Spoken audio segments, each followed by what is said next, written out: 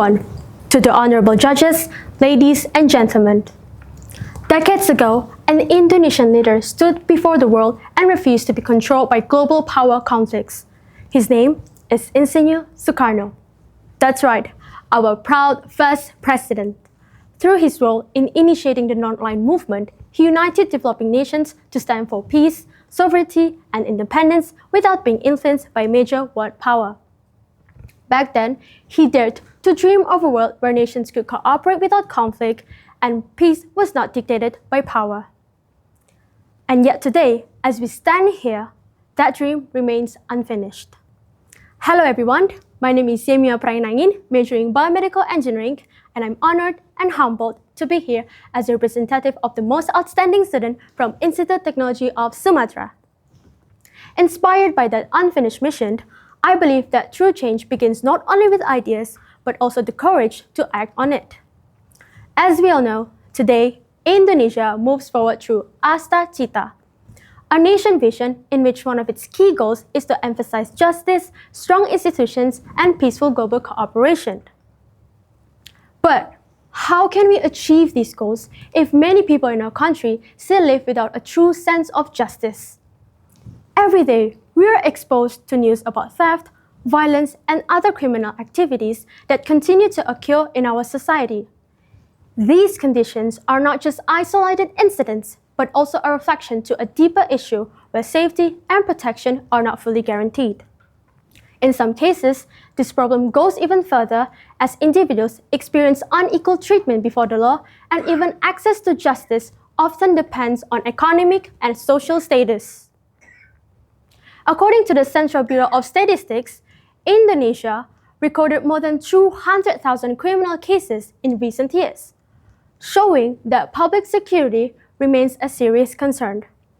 In addition, data from Transparency International shows that Indonesia's corruption perception index remains at 34 out of 100, indicating that challenges at accountability and transparency still persist. Ladies and gentlemen, these reflect one important reality, that justice is not yet consistently experienced by all members of society. And without fair and reliable institutions, it is difficult to build lasting peace. So, as young people, what exactly can we do in facing this challenge? I believe we can start by taking an action through ACT. 1. We must advocate for truth and fairness by actively engaging in our communities. This means speaking up against injustice, supporting transparency, and encouraging open and respectful conversation. Second, we must critically think in the digital age by being responsible in how we consume and share information. This includes surveying sources, challenging misleading narratives, and refusing to normalize any harmful behavior. And lastly, as a college student, we should take action by developing student-led initiatives that support accountability and transparency.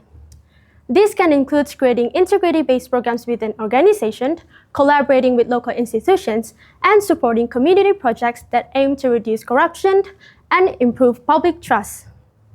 Because in the end, peace is not something that is dependent upon law, but also depends with the systems that uphold truth.